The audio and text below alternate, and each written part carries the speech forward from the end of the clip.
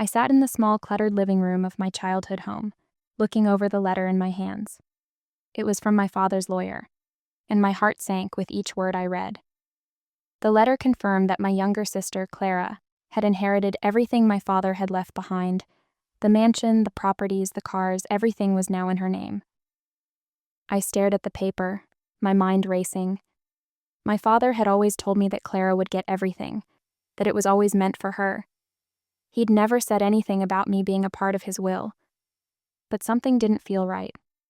I had spent the last few years pushing these thoughts aside, ignoring the small voice in my head that questioned why I wasn't included in his plans. I couldn't ignore it anymore. The truth was I had a bigger claim, one I wasn't even sure Clara realized. The truth had been hiding in plain sight for years. Growing up, Clara and I were close, or so I thought. She was the younger one, always needing me to protect her, always in need of advice or help.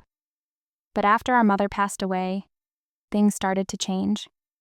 My father had remarried soon after, and Clara became his new priority. I watched from the sidelines, confused and hurt. He had always been distant, but after marrying Vanessa, he seemed like a stranger. I buried my feelings, believing that maybe I was just being dramatic. But now, looking at the will and all of my father's assets that Clara had inherited, I felt the sting of being forgotten, of being nothing more than an afterthought. Yet, I knew something Clara didn't. There was something my father had left for me. Something far more important than all the material wealth in the world. I began digging through the old family files, searching through my father's records, hoping to find some hidden detail that would explain why he'd kept me out of his plans. It took weeks, but then finally I found it. A small, barely noticed document tucked inside a folder labeled personal. It was an old trust agreement, one my father had set up for me years ago. It outlined everything, from the property I was entitled to the investments that had been placed in my name long before his death. I couldn't believe what I was seeing. I had been the rightful heir to a fortune far greater than what Clara had inherited, and yet my father had never told me about it. There, hidden beneath layers of paperwork and legal jargon, was my claim to the family business and estates. I had a bigger stake in the legacy than Clara ever could imagine. The realization hit me hard, but I didn't waste time. I called my lawyer, Mark, who had worked with my father years ago on the trust. He confirmed everything. "You've been the beneficiary all along," he said, his voice calm but serious. "Your father set this up to make sure you would have control when the time came. Clara may have inherited what's in the will, but legally, everything else belongs to you." I felt a rush of emotions: anger, confusion, relief. Clara was going to be furious when she found out, but this was more than just money. It was about making sure my father's true intentions were honored. I wasn't going to let Clara take what wasn't hers, even if it meant tearing our family apart. I drove to Clara's house the next morning, the papers for the trust tucked safely in my bag. I had to confront her, tell her the truth. The house was quiet when I arrived, but I knew she would be home. When she opened the door, I saw that familiar smile, the one she always wore when she was pretending everything was fine. But today, it didn't reach her eyes. "What are you doing here?" she asked, her voice colder than I remembered. "I came to talk," I said, trying to keep my voice steady. "About the inheritance." Her eyes narrowed. "I don't know what you're talking about. It's mine, obviously. I'm the one who's always been there for Dad." She stepped aside, letting me in. "What do you want, some money?" I handed her the papers, watching her face change as she read the trust agreement. "This isn't possible," she whispered, her hand shaking. "You're not serious, right?" I could see the panic creeping into her expression, but I couldn't back down. "I am serious, Clara. The fortune, the house, everything, it's mine. Dad set it up this way. You might have the will, but I have the trust." I could feel the tension in the room thickening as she struggled to process the words. She opened her mouth, probably ready to lash out, but I stopped her. "This is not about what I'm taking from you, Clara. It's about what our father intended. It's about respecting his wishes." For a moment, she stood there, speechless, her mind racing. Then, The anger bubbled to the surface.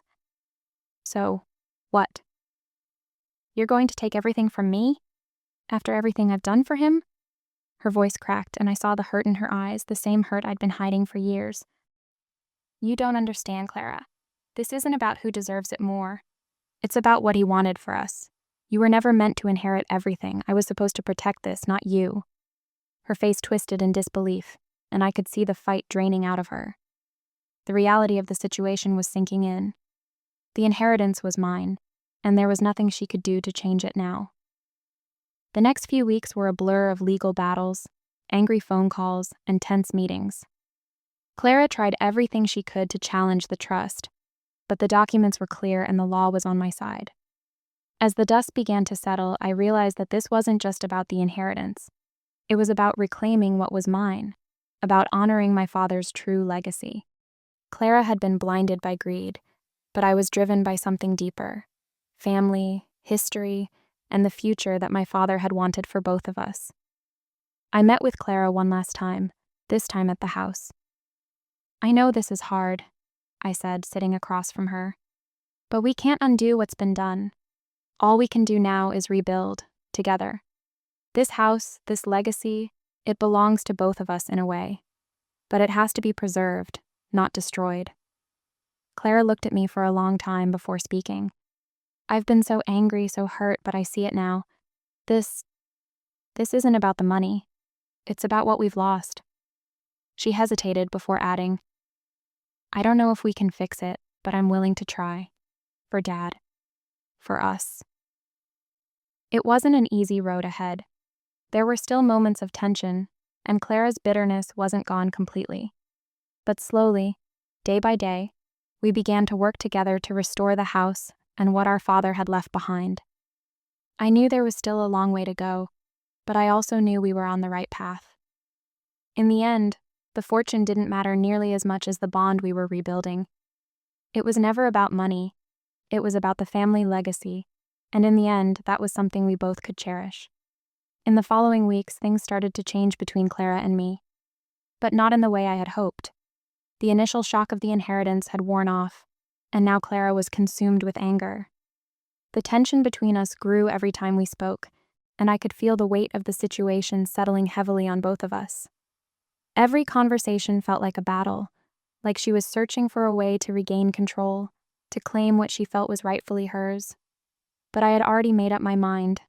I wasn't backing down. The legal documents were clear, and the trust was ironclad. I had the right to everything. Clara, on the other hand, was struggling to accept the reality that everything she thought she owned was suddenly not hers at all.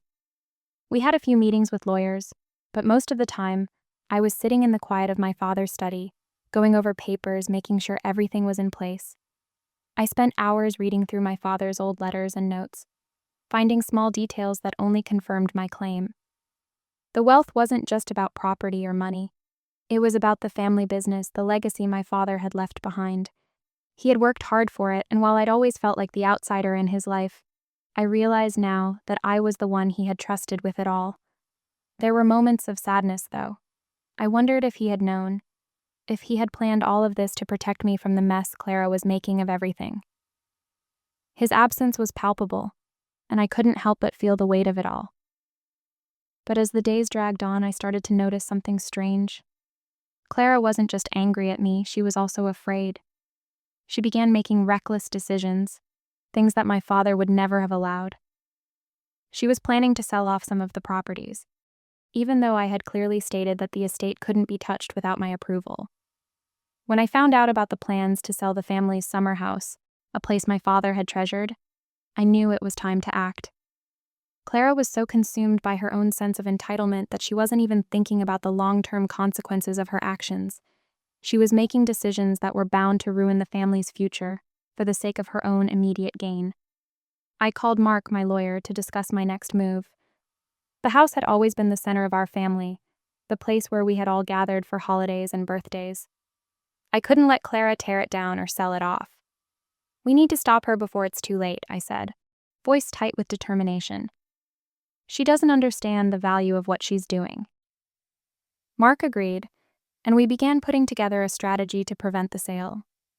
The documents from the trust were still my greatest weapon. They were clear, unbreakable. No matter how much Clara fought, the law was on my side. The confrontation came sooner than I expected. Clara had arranged for a meeting with potential buyers for the summer house, and I arrived just in time to stop it. I walked into the room, papers in hand, and faced Clara head-on. "You can't sell it," I said firmly, my voice calm but firm. "This house is part of the estate and it cannot be transferred without my approval." Clara's eyes flared with anger, but there was something else there too. Fear. She had been pushing for this deal because she thought it was her only way out, her only way to make up for the mess she had created. She had no idea that I had been watching her every move, ready to stop her in her tracks. "You don't have the right to tell me what I can or can't do," Clara spat, her face flushed with frustration. "Dad left everything to me. I'm the one in control now, not you." She was trying to hold her ground, but I could see the cracks starting to form. I wasn't just challenging her for control of the property. I was challenging everything she believed about our family, about our father's intentions. And deep down, she knew it. "Clara," I said, my voice softening just enough to get through to her. "You don't understand. This isn't about who gets what. This is about keeping Dad's legacy intact. He wanted this place to stay in the family. He wanted us to have it. Not for profit, not for personal gain, but because it was part of our history, our story. You can't destroy that." Clara was silent for a long moment, her anger bubbling beneath the surface. But I could see the doubt beginning to creep in. She hadn't expected me to stand firm, to challenge her so directly. She was used to getting what she wanted, and this time she wasn't going to. The tension in the room was suffocating. But for the first time since all of this had begun, I felt a sense of control. This was my fight, and I was going to win it. Not for the money, not for the property, but for the family, for what my father had left behind. And maybe for Clara too. I wasn't going to let her destroy everything just because she couldn't see past her own desires. "You can't keep doing this," I continued, a final plea. "We can figure this out. We can rebuild what's been broken, but only if we work together." Clara didn't respond immediately. She stood there, her eyes cast downward, her shoulders slumped. It was the first time I had seen her hesitate, the first time I saw her vulnerable. It wasn't much, but it was enough for me to hold on to hope. Maybe we could fix this after all. But just as I thought we were making progress, Clara snapped back into her old defensive posture. "I won't let you take this from me," she said, her voice shaking with a mix of fury and fear. "I'm not backing down. I'll fight for what's mine no matter what." I knew then that it wasn't going to be easy. Clara had a lot of pride, and she wasn't going to let go of what she believed was hers without a fight. But I was ready. I had the truth on my side, and that was all that mattered. As I left the room, I couldn't shake the feeling that the battle was far from over. But at least now, I knew I was on the right path. And that path, no matter how hard, was the one I had to take. The next few days felt like a blur of legal meetings and tense phone calls. Clara had hired her own lawyer, someone who was just as determined as she was to challenge everything I had claimed. Every conversation we had seemed to end in deadlock, her lawyer coming up with new ways to question the validity of the trust, pushing back against every detail I presented. It felt like I was walking through a maze, each turn leading to another obstacle. But I wasn't going to let it stop me.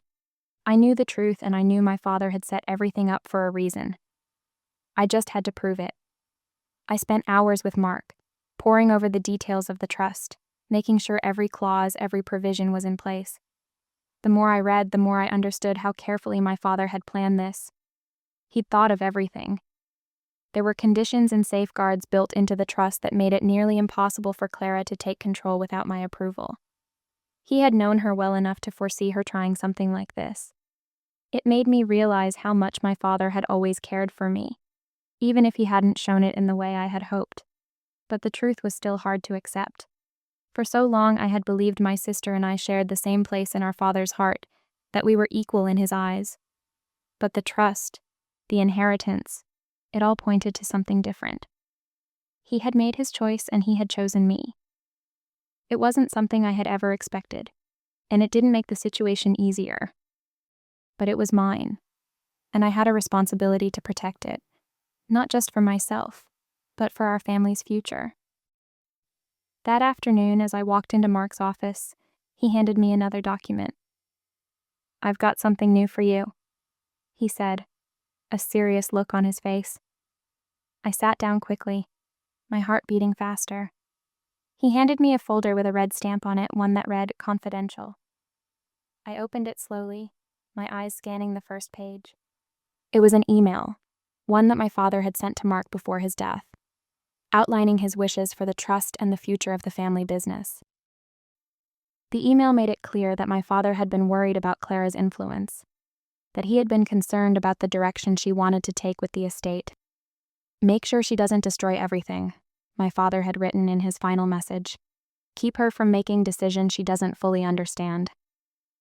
The realization hit me hard. My father had known all along that Clara would try to take everything. He had seen her for what she truly was, a woman who valued money and status above everything else. And yet, he had left me the responsibility of protecting everything we had built. It was a heavy burden, but I couldn't back down now. I had to live up to my father's trust, no matter how difficult it became. That night, I received a call from Clara. Her voice was sharp, demanding. "I want to meet," she said, her tone cold and final. "We need to talk about the trust." I hesitated for a moment before agreeing. I knew this conversation wouldn't be easy, but I couldn't avoid it forever. Clara wasn't going to let me walk away without a fight. The next day, I drove to her house, the weight of everything bearing down on me. When I walked through the door, I found her sitting at the dining room table, her face tense, her eyes dark. She didn't look like the sister I had grown up with. There was no warmth in her expression, no sign of the girl I had once shared secrets with. In her place sat someone hardened by greed, someone determined to take what she thought was hers. "I've made up my mind," Clara said, her voice icy. "I'm not backing down. This is my inheritance, and I'm going to fight for it. You can't just take everything from me, not after everything I've done." I felt a pang of guilt, but I pushed it down. I had my father's wishes to honor, and I couldn't let her selfishness destroy what he had worked so hard for. "Clara, you need to understand something," I said, my voice steady, even though I felt the weight of the moment pressing on me. "This isn't just about the money or the properties. It's about our family's legacy. You're making a mistake if you think this is about ownership. It's about keeping Dad's memory alive, preserving what he worked for." Clara shook her head, her lips curling into a bitter smile. "You always think you know best, don't you? But you're wrong. This is about what's mine. I've earned it." "You haven't earned anything," I shot back, my words sharper now. "You've spent your whole life thinking you were entitled to everything just because you're the youngest. But you're wrong, Clara. This isn't yours to take." Her face twisted in rage, but I could see the cracks in her confidence. She hadn't expected me to stand up to her like this. She hadn't expected me to fight back with everything I had. But I had nothing left to lose, and I wasn't going to let her tear everything down. "You don't understand," Clara said, her voice trembling now. "I need this. I need to prove that I'm worth something." Her eyes welled up with tears, but the desperation in her voice wasn't enough to sway me. I had already made my decision. "Clara, listen to me," I said softly. "I know you're scared. I know this is hard, but this isn't the way to handle it. Let's stop this now, before it goes any further. We can still figure out a way to make things right, but we have to work together." Clara's eyes flashed with anger, and for a moment, I thought she might lash out. But then she slumped back in her chair, defeated. She had lost, and she knew it. "I don't know how to fix this," she whispered, her voice small. "I don't know how to make it right." "You don't have to fix it," I replied. "We'll figure it out, together." It wasn't an easy decision for either of us. Clara had been my sister, my family. And yet, I had to stand firm in my belief that I was doing what was best for our family, for our future. There was still a long road ahead of us, But I knew that as long as I kept fighting for what was right, I would never back down. As the days passed, things between Clara and me grew increasingly tense, yet oddly calm. It felt as if we were both holding our breath, waiting for something to shift. Clara had stopped fighting me in the legal sense. She didn't bring up the trust anymore, and she certainly didn't make any more moves to sell off the properties. But that didn't mean the battle was over. It was just shifting to a quieter, more insidious place. I could feel it in every conversation we had, in the way she looked at me when she thought I wasn't paying attention. Her resentment was still there, simmering beneath the surface, waiting for an opportunity to explode. I spent most of my time focused on the estate, trying to understand the best way forward. The family business was more complex than I had realized. My father had been a visionary in his own way, but it wasn't always easy to see his vision clearly, especially not when the people closest to him were more interested in using his work for their own gain. Clara had been too caught up in the idea of wealth, in how she could use the inheritance to change her life, but she hadn't stopped to consider the bigger picture. That's where I came in. I spent hours looking over documents, examining every part of the business, every piece of property that had been passed down to me. Slowly, the pieces started to fall into place. There were investments my father had made that had the potential to secure the family's future for generations. And then there was the mansion, the one that had been the heart of our family for so many years. My father had planned to keep it in the family, to ensure that it would always be a home, a place where we could all come together. That was what he had wanted, and I was determined to make sure that vision became a reality. Clara, on the other hand, wasn't making it easy. Despite her apparent surrender, she was still trying to manipulate the situation in her favor.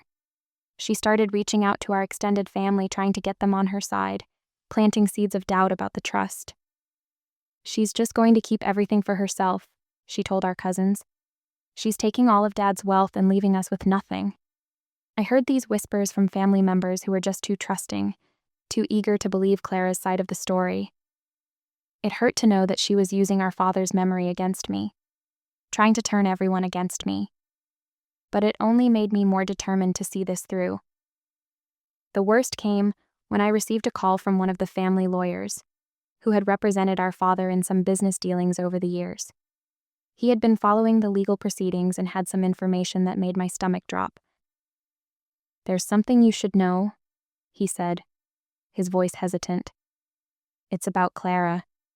She's been making plans to sell off the mansion. She has a buyer lined up, and she's prepared to sign the papers in the next few days." My heart raced. I couldn't believe what I was hearing. Clara had promised me that she wouldn't make any more moves without my approval. But it seemed she was willing to break that promise, willing to go behind my back to secure the sale. She had made it clear that she wanted the mansion, wanted everything Dad had left behind for herself. But I hadn't expected her to take this kind of risk. I couldn't let her do it. I had to stop her once and for all. I called Mark immediately, explaining what I had just learned. "We need to act fast," I said, my voice urgent. "If she sells the mansion, it could be all over. We have to stop this before it's too late." Mark was quick to jump into action. He called in a few favors, contacted the necessary parties, and started working on a plan to block the sale. But it wasn't going to be easy. Clara had already set the wheels in motion, and now it was a race against time. The next few days were a whirlwind. Mark and I worked tirelessly, making sure every legal avenue was covered. We contacted the buyer, the one Clara had been negotiating with, and warned them that the sale was in violation of the trust. Then, we waited. It was a matter of time before Clara would find out we had blocked her move. And when she did, I knew there would be consequences. The confrontation came sooner than I expected. Clara stormed into my office one evening, her face flushed with fury. "How dare you?" she shouted, slamming the door behind her. "You had no right to stop the sale. This is mine. You have no claim to this." Her voice was wild, desperate, and I could see the crack in her composure. For the first time, she was truly losing control. "Clara," I said, standing up slowly, my voice calm but firm. "I've been patient with you. I've tried to give you space to understand what's going on here, but you've crossed a line. This mansion, this estate, It's not just property. It's our family's legacy. You can't just sell it off for a quick profit." "This isn't your decision," she screamed, her voice shaking with rage. "It's mine. I'm the one who's been stuck with Dad's mess all these years, and now I'm supposed to just give it all up to you?"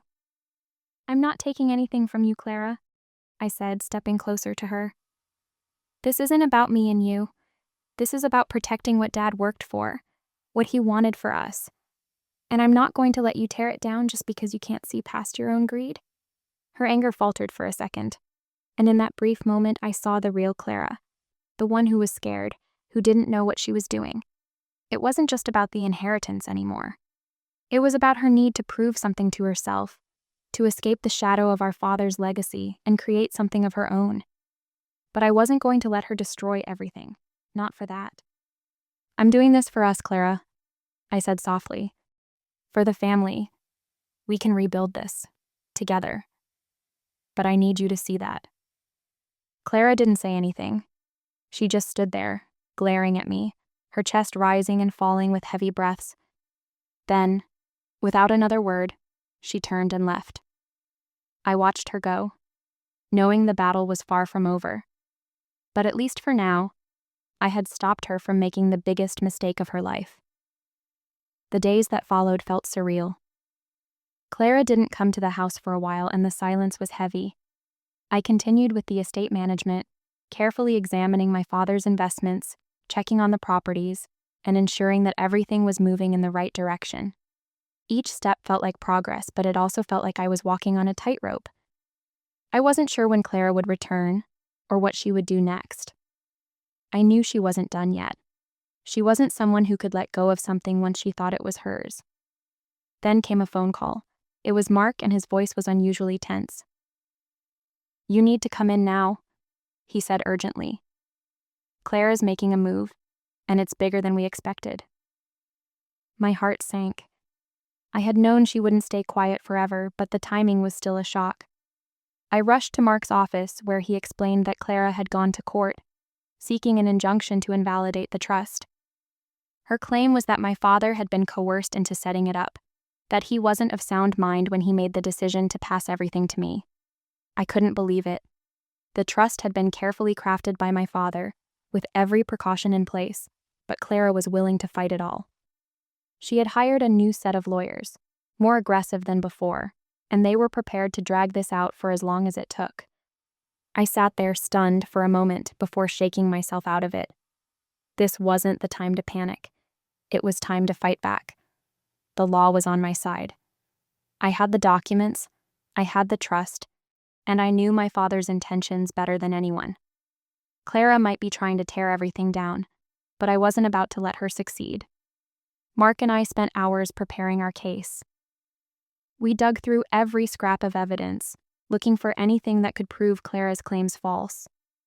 There were letters from my father to the lawyer, letters to his colleagues, and even a few personal notes that made it clear he was in full control of his decisions when he set up the trust. We also gathered statements from family, friends, and professionals who had been involved in the process. The evidence was overwhelming, but still I couldn't help but feel the pressure mounting. The court date arrived quickly, and Clara was there, looking just as determined as ever. She had a quiet confidence about her now, as if she knew this would be the moment she could win it all back. She sat across from me, her eyes hard and cold, and I realized then that this wasn't about the mansion or the fortune anymore. It was about her needing to prove that she deserved everything she had been given. She needed to convince herself, and the world, that she was in control. The courtroom was packed with family members and lawyers, all waiting for the final decision. The tension in the air was thick, and I could feel my nerves rising. But I had no choice but to stay calm. This was it, the moment that would decide everything. The judge listened intently to both sides, the arguments laid out clearly. Clara's lawyers painted a picture of an elderly father manipulated into signing away his wealth, while Mark and I presented evidence that showed my father had been in full control and had made these decisions of his own volition. When the judge called for a recess, I stood up to leave, my heart pounding. I could feel Clara's eyes on me, burning with anger, but also perhaps with a sense of uncertainty. She had no idea what would happen next. After what felt like an eternity, the judge returned. The room went silent as he spoke. After considering all evidence and testimony presented, I find in favor of Olivia Bennett. The trust is valid, and the claims made by Clara Thompson are without merit. I couldn't believe it at first. The words seemed to echo in my ears as the reality of the moment sank in. Clara had lost. The fortune, the estate, the legacy, everything was officially mine. There was no going back. But the victory didn't feel like one. Clara stood there, frozen for a moment, her face pale, her lips trembling. She had lost, and in that loss, I saw something I hadn't expected. A vulnerability that had been buried beneath her anger and pride. I had won, but it didn't feel like a victory at all. She didn't speak as the courtroom emptied, but I could feel the weight of the loss between us. This wasn't the way I wanted things to end. I never wanted it to come to this. But Clara had forced my hand. The legacy was mine to protect, but at what cost? I knew the family would never be the same again, and that realization hit me harder than anything else. Clara and I had never been close, but we had shared something once. A bond that was now shattered beyond repair. I walked out of the courtroom, the weight of the ruling pressing down on me. I had won, but I had lost so much more. The mansion, the properties, the fortune, they were mine. But at what cost? Clara wasn't just my sister anymore. She was a stranger, a person who had fought me every step of the way. I hadn't just inherited money, I had inherited a broken family. In the weeks that followed, things between Clara and me didn't improve. She retreated, making her anger clear through texts, phone calls, and heated conversations with family members. She still believed she was the rightful heir, and no matter how many legal battles we won, she wouldn't let go of that belief. But I had no choice but to move on. The estate needed to be managed, the family business needed to be secured, and my father's legacy needed to be protected. I spent most of my time at the mansion, walking through the rooms that had once been filled with laughter and warmth. The house was a shell of its former self, but with each passing day I could feel it coming back to life. It wasn't just a house. It was a symbol of everything my father had worked for, and everything I was determined to protect. I wasn't just restoring the house, I was restoring what had been lost between my family and me. Then, one evening, I received a text from Clara. It was short, almost curt. "I'm sorry." I didn't know how to respond. The hurt, the anger, the betrayal, it was all still there. But beneath it, there was something else. A small flicker of hope that maybe, just maybe, we could rebuild what had been broken. I stood there, staring at the message for what felt like an eternity. Finally, I typed back. "We'll figure this out, Clara. But it will take time." The road ahead was uncertain. I had no illusions that everything would be easy from here on out. Clara was still hurt, still angry, but I had taken the first step. And perhaps in time, we could heal. Both the family and the legacy my father had left behind. The mansion was mine, but so much more was at stake now. It wasn't just about protecting the inheritance anymore. It was about finding a way to move forward, together.